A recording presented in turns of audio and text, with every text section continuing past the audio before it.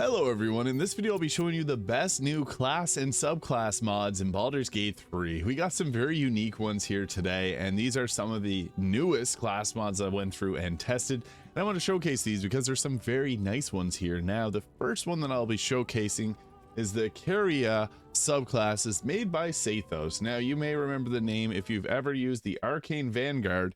They are the creator of that fantastic mod.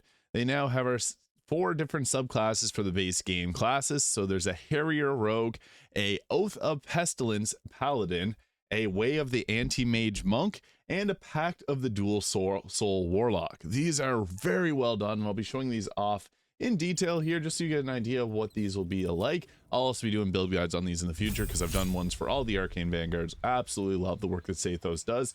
They're also in my Discord, so you can check the description if you want to check that out, as I post links to my Discord in all of my videos. But first things first, we'll show off the Way of the Anti-Mage Monk here. So you're trained in the way of hunting magic users, using your cheat key to disable opponents who abuse the weave. So you get the deflect missiles here. It deflects a spell attack using a 1d10 plus dexterity modifier plus monk level. And for our actions, we get the hijack focus, so we can target a concentrating creature. That creature must make a constitution saving throw or lose concentration and grant yourself hijack focus. So with this, you can actually upset a lot of monks with, or a lot of spellcasters with this. So look out for those that are concentrating. You also get ourselves the slow fall here, so that's nice. But the big benefit of this is to hijack anyone that has a concentration. We get the extra attack at level 5 here and the stunning strikes. But again, the main focus that you want to do with this class is get behind the front lines and attack the monks or the mages. So we also get the spell black ashing. So when a creature within 9 meters casts a spell, they gain the spell mark conditioning, enabling extra actions against them. And then we also have our reel in here. So this is target a creature marked with spell marked and potentially pull them in 9 meters, dealing your unarmed damage. There's also the grasp voice, so target a creature marked with spell marked and potentially silence them, dealing your unarmed attack, and the severed eyesight, which can potentially blind them. These are all using key points. That is really cool. Now, if you're playing Marvel Rivals, you'll know that the Iron Fist is good for shutting down healers and things like that. This is the exact same thing here with this monk. It gets to the back lines and takes out the strong spellcasters and anyone that's got the concentrations up. So I'll give you a little demonstration of what this can look like. You also get ourselves the Magic Eater, so you can use Counterspell and Dispel Magic as a 3rd level spell using 3 key points. Extremely cool option here. So Counterspell stops a spell from being cast, and Dispel Magic didn't make it into the game, but it was meant to be part of the game, removing a magic cast by a creature or object. So that's really cool. I guess I'll show it off here. So obviously you need to be going against someone that is spell casting. You got your Flurry of Blows there. Hijack focus, so you can take out someone that has a concentration. So let's say there's a concentration being put down on the ground by Shadowheart here. So then we can use our hijack focus and attack her to remove the concentration. So you see concentration broken there, and then we get ourselves the hijack focus. You regain 1 key point at the end of your turn, while concentration, you also have a second reaction. Really big. So that is very powerful. We had a 20% chance of hitting there, and we still hit it. So that is an awesome subclass. I'll be doing build guides on the future subclasses here because there's a lot of really great ones with the Carrier subclasses here. So Oath of the Pestilence Paladin, I guess I'll show next. So with the Oath of Pestilence, you are sworn to act as a source of decay and disease, sickening those who call enemies. So with this, when you're damaged while within melee range of your attacker, the target must make a Constitution saving throw or become poisoned, which gives them disadvantage on attacks. Really nice. Your next weapon attack will also deal an additional 1d6 of acid damage. This is our channel Oath, so very strong. Now, I'll talk a little bit about the Harrier Rogue as well. The Harrier Rogue is mostly just a rogue that uses polearms and spears, and it adds the finesse ability to them, so you can get some pretty cool interactions there. As it's known for, the rogue's obviously known for its sneak attacks, but getting those abilities are really fun. So I'll take us through here the Paladin, since we get some unique effects here. So the level 3, we get the Infectious Blight, force a creature to make a Constitution saving throw. On failure, it becomes a Plague Bearer, giving disadvantage on Constitution saving throws and taking 2d4 of necrotic damage. Any creatures near a Plague Bearer must succeed a Constitution saving throw or also become a Plague Bearer. Then we also have the Noxious Mist that can noxiate all nearby creatures. Ray of Sickness, inflict wounds for our spells. So as you can tell, this is not so much a Radiant Paladin, it's more so a necrotic and poison based paladin, which I think is awesome. You get the extra attack, you get the ray of enfeeblement and blindness for our spells there, and the benefits just keep on piling on. So I love the paladin personally. I think this is a really fun flare. You also get the aura of vile putrefaction. Nearby enemies cannot be resistant to poison or necrotic damage. Huge because there's so many that are. So this really buffs up the damage that you can output with this class. And yeah, just that the ability to remove a resistance is huge. And then we get vampiric touch and stinking cloud for our spells here. And then at level 10, Aura of Courage. So this one, as you can see, is mostly about the extra poison and necrotic damage. So it's pretty cool. You got the putrid affliction here, and yeah, a lot of fun with this one. But we'll also, I guess, show off the way of our Pact of the Dual Soul Warlock. I think that's the one that most people are interested in. This one actually comes with different unique dialogues. So depending on if you're the Oath of the Mage or the Oath of the so there's the Oath of the there's the Soul Swap Warrior and the Soul Swap Mage. I don't want to say an Oath of, but you can switch souls and go to a Mage soul or your Warrior soul. In addition, you also have the Willbreaker Cyclone. Attack all foes around you, making separate attack rolls, and they must make a wisdom saving throw or they become frightened. And there's the Spell Sap. Creature and nearby enemies must take a wisdom saving throw or take necrotic damage and inflict the Spell Sap, giving yourself the Spell Sap Satiation. And then subclass features, you have advantage on wisdom, charisma, and intelligence saving throws. That's huge. Our Mistress Spells mod also works with this, and you get things like Thunderous Smite, Absorb Elements, and Armor of Agathis for some really great just, I guess, protection but also damage spells. And as we level up, we get some cool effects. So you also don't have to take the Oath of you want to take Pact of the Blade here because it'll give you the dual attacks anyways. So that's nice because you can pick whatever pact you really want to go with.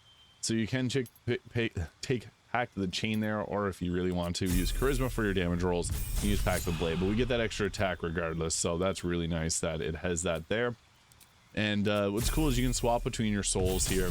At level 5 we get ourselves our Pact Blessing, and I'm just leveling up here to show you the two different versions of this. And then level 6 here we have the Mage's Talent. When the Mage Soul is active, you gain an additional first level and second level spell slot. And the Warrior Soul is active, you get the extra attack regardless of your Pact boon. So then we also have the Spell Slash. So you gain the Spell Slash ability, damaging nearby enemies, and Cantrip Eldritch Slash, which is a weapon damage plus 1d10 of force damage using your Eldritch Blast. Cantrip is a base weapon, making the attack rolls a weapon attack and adding your weapon damage, only usable by the Warrior Soul. So you have to switch between them depending on what spells you want to use. I think this is a really cool mechanic. So the way of Pact of the Dual Soul has 2 souls within it. So I'll just again show off what this looks like in terms of a bit of quick combat. This is a very cool one. So yeah. And at level 10 you get the Warrior's Tenacity. So whenever you activate your Warrior Soul, you get temporary health points equal to your Wisdom Warlock level, plus these hit points are active. When they are active, you get a +2 to armor class. And you get the Mage Paragon. So when the Mage Soul is active, you get an additional 3rd and 4th level spell slot, so further enhancing your abilities there. I think that that's really fun. So what this looks like is you have your 2 souls here, so you can switch between them. And so if we go into our Soul Swap Mage, we get more of our spell casting bonuses. So we got like the Spell Slash here, so you can apply that to ourselves, and then gives us the Spell Slash, which we can use as an attack. And Spell Slash cannot be used. Eldritch Slash will remove the status. So yeah, you get the Eldritch Slash there, which is your weapon damage plus additional force damage.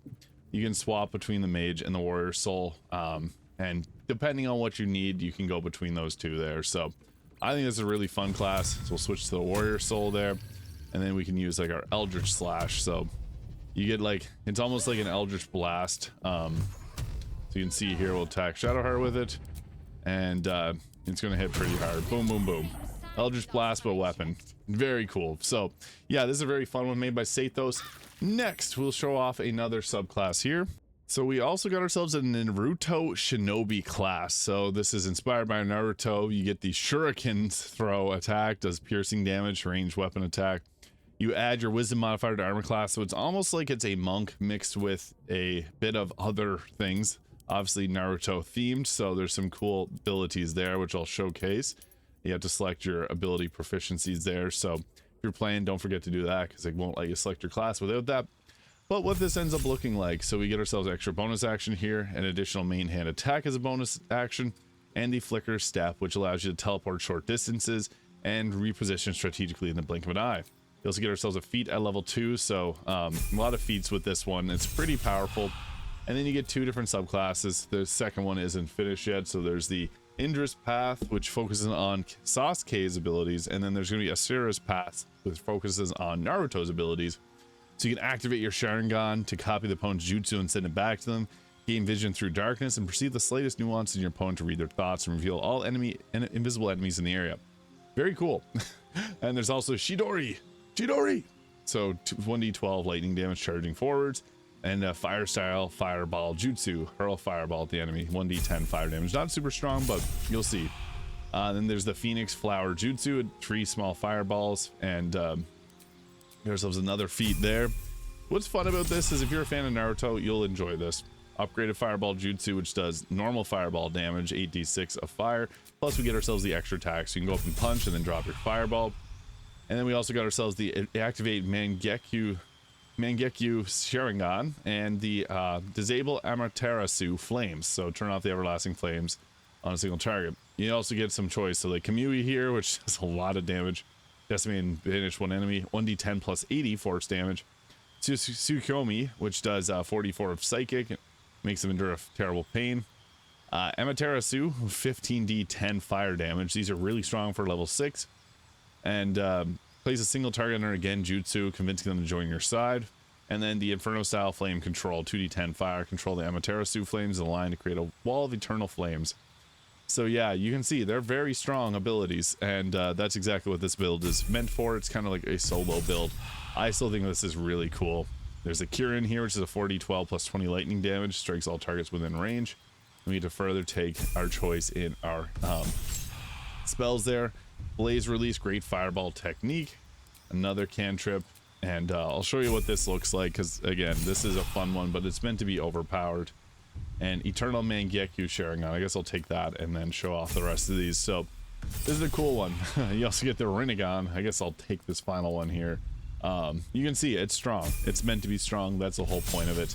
But sometimes those kind of ones are fun. So you got the Eternal Mangekyu Sharingan, so I'll put that active. Doesn't change our eyes, unfortunately. I wish it did. It'd be cool.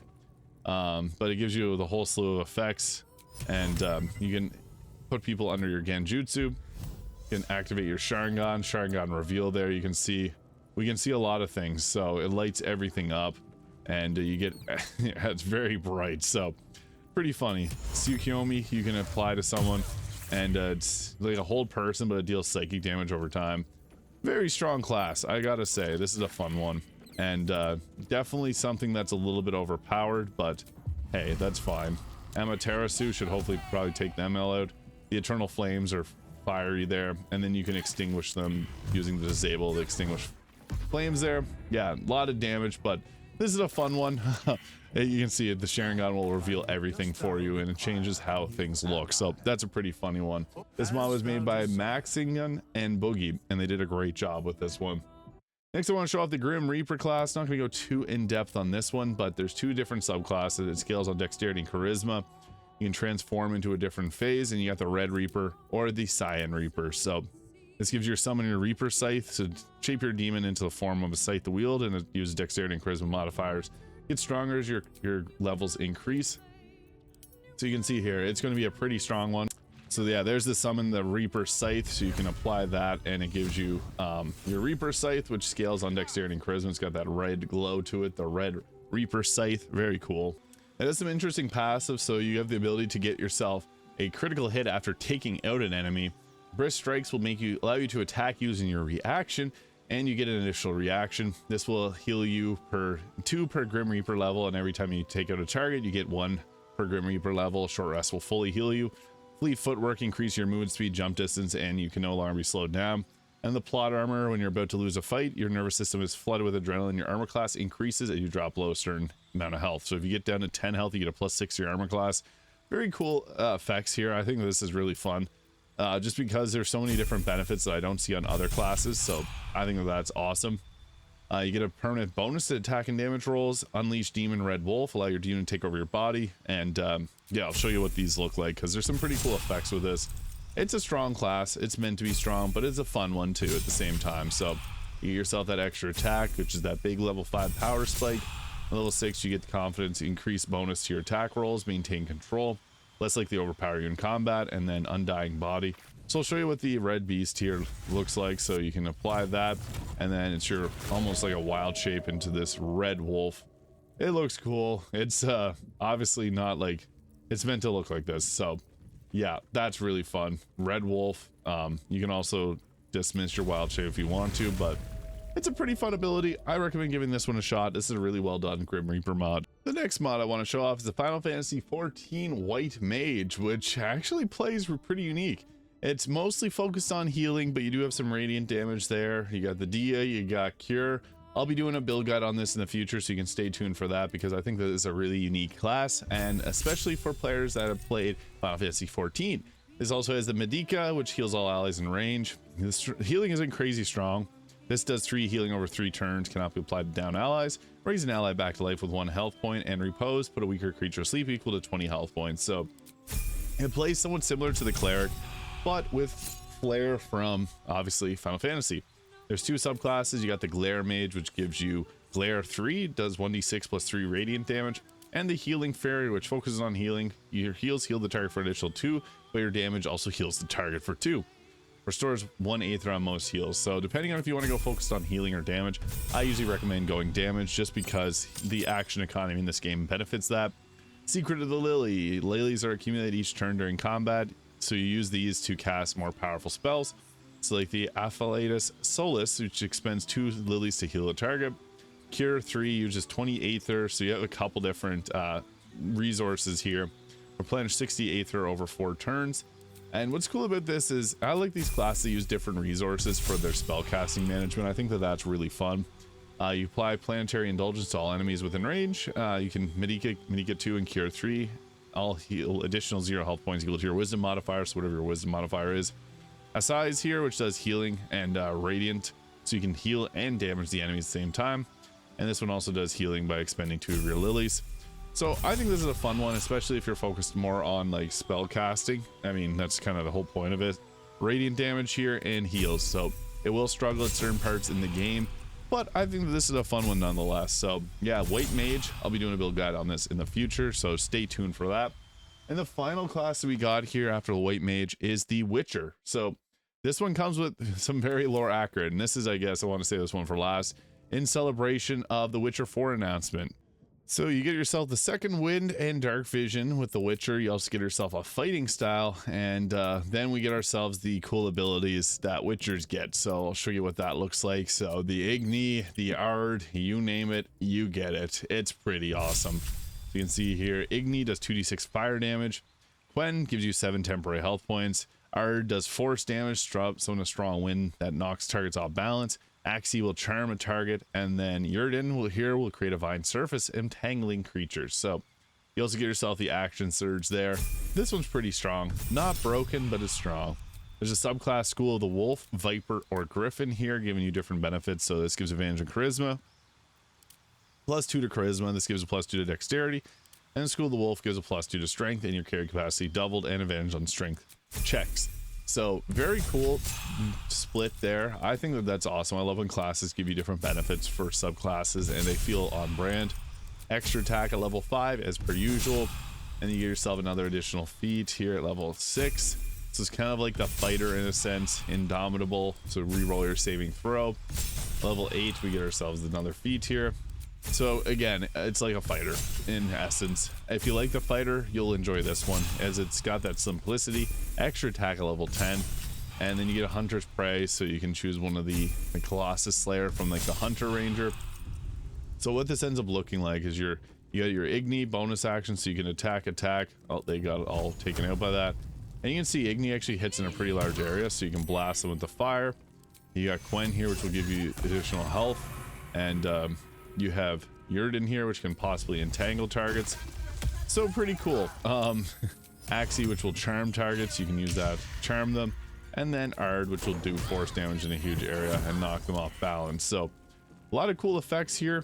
Look at us in the Siri outfits. Hopefully that'll come to console. And it's currently on Nexus mods if you want this outfit here. But Those are some of the best new class mods. Most of them are branded off after something, but I just want to focus on these because they're newly added and a whole lot of fun, as people have been asking for this. So let me know your thoughts in the comments. Hit the subscribe button below if you haven't already, and I'll see you all in the next video.